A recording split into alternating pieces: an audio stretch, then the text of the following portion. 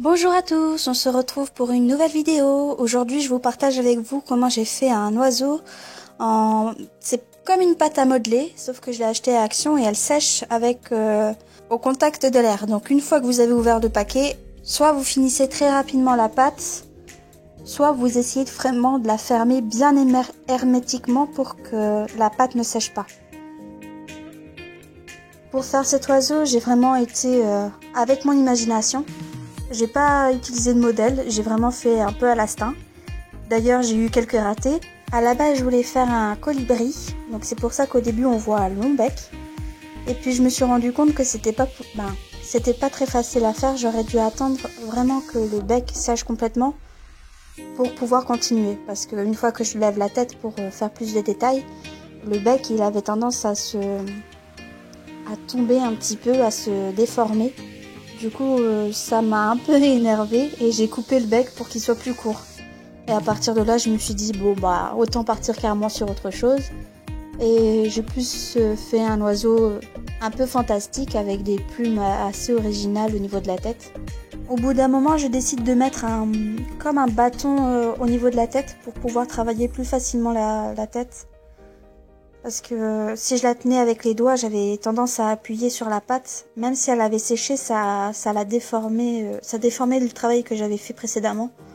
Donc mettre un bâton, ça a permis déjà de mieux travailler et de travailler plus longtemps sur la tête. Et en plus, par la suite, j'avais besoin de mettre un bâton pour faire le reste du corps. Donc c'était une pierre deux coups. C'était pas mon premier coup d'essai parce que j'avais déjà fait un Mickey et une Minnie à partir de modèles que j'ai trouvés sur internet, tout bête. Et j'étais vraiment fan de ce que j'avais fait. J'étais vraiment contente du rendu. C'était un super cadeau que j'ai fait pour ma marraine. Et j'ai voulu retenter l'expérience mais avec quelque chose de différent et que j'aurais inventé moi-même. Et du coup je suis partie sur l'oiseau. Tout simplement parce que j'adore les animaux un peu de la forêt, donc tout ce qui est biche, cerf, renard, hérisson, vraiment le thème de la forêt, pour moi c'est magique, donc je travaille beaucoup là-dessus généralement. Et comme il y a beaucoup de détails dans un oiseau, je me suis dit qu'au plus il y a de détails, au plus ça pourrait être joli.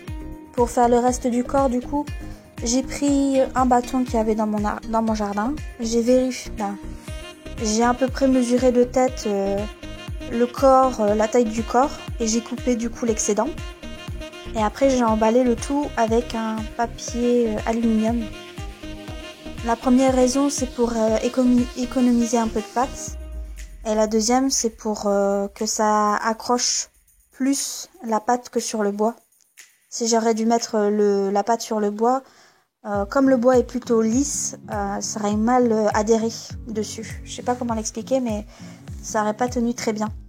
Au niveau du corps, j'y vais franchement, hein. Je prends des gros morceaux, je les étale et j'essaye de lisser et puis je rajoute petit à petit pour voir vraiment la forme que je veux donner à mon oiseau. Et c'est après que je ferai vraiment les détails.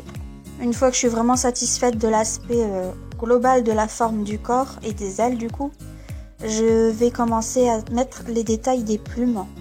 Donc pour ça, je me sers des plumes que j'ai fait au tout début. Donc j'en mets une tout en bas.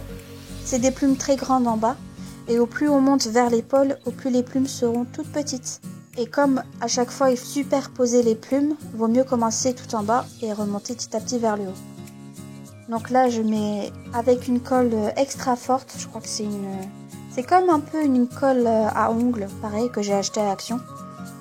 Qui est très efficace. Il suffit de mettre un seul petit point et ça colle super fort. Donc j'essaye de voir la disposition, mais étant donné que les plumes elles sont secs, c'est difficile de pouvoir les moduler. Donc c'est pour ça qu'après je pars vraiment sur entre guillemets du sur-mesure. Je fais chaque plume directement une par une pour vraiment pouvoir les moduler comme je veux pour qu'elles soient bien en place sur l'aile.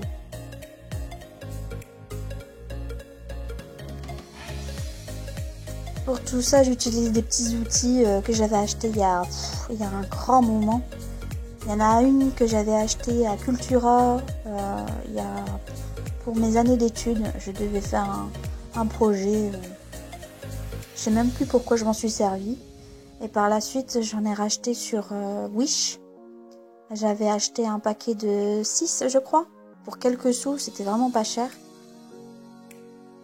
Et je sais même pas pourquoi à la base je les avais achetés, peut-être que j'avais déjà ce projet-là en tête et que j'avais oublié entre-temps. Mais au moment où j'ai dû me lancer dans le projet, j'étais bien contente de les avoir. À l'occasion, il me semble que j'en ai vu aussi à Action, mais je suis pas sûre. Donc encore une fois, je crois que je l'avais dit dans une précédente vidéo, c'est pas parce que je suis sponsorisée par Action ou quoi que ce soit, c'est juste que c'est l'endroit en premier lieu où je me dirige parce que les prix sont vraiment abordables, même plus que ça. Et ils ont vraiment de plus en plus d'outils, de peinture, de papier, de trucs comme ça pour se lancer dans le dessin ou dans des projets créatifs. Donc c'est vraiment par là que je me dirige en premier lieu.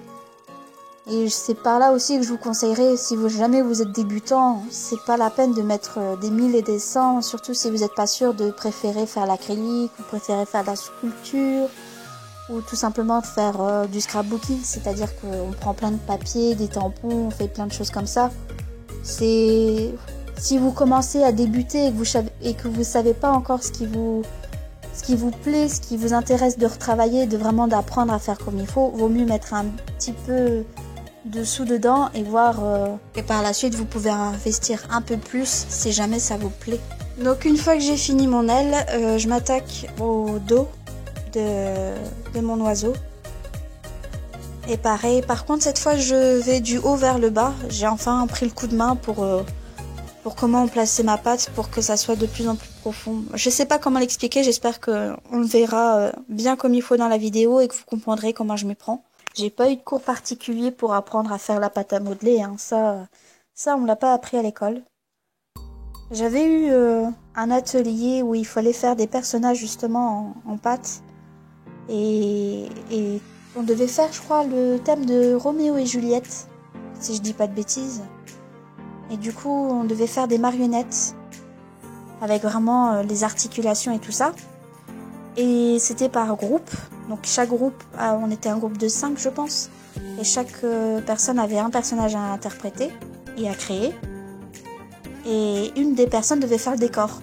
Et je me suis arrangée pour faire le décor. J'étais plus motivée pour faire un décor en carton avec l'acrylique et tout ça. J'ai même fait une lanterne avec une lumière qui fonctionnait et tout. Plutôt que de faire un personnage. Ça, c'est mon plus gros point faible, c'est de faire des personnages. Je ne sais pas faire ça.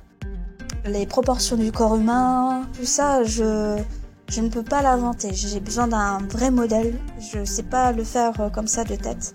Bah, je pourrais en faire un, mais je suis jamais très fan de ce que j'ai créé. Et du coup, je préfère recopier. Si, par exemple, pour la Cendrillon, il n'y a pas eu de problème. J'ai pu le faire sans souci, mais c'est pas moi qui l'ai inventé. J'ai dû me servir d'une image.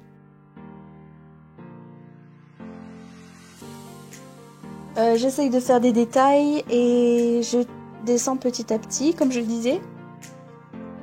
Et au bout d'un moment, on arrive vers la queue. Et là, pareil, au niveau de la queue, les plumes sont de plus en plus longues. Donc au début, j'avais mis une grande plume que j'avais fait au tout début, qui pareil était totalement sec.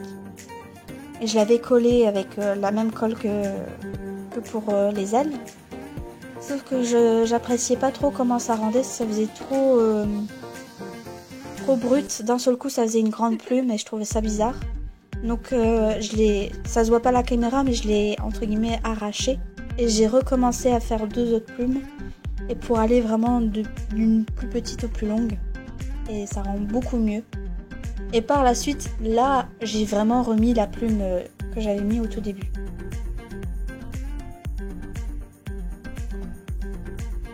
Je finis ensuite par réfléchir à comment je vais placer les pattes pour qu'ils s'accrochent à un arbre.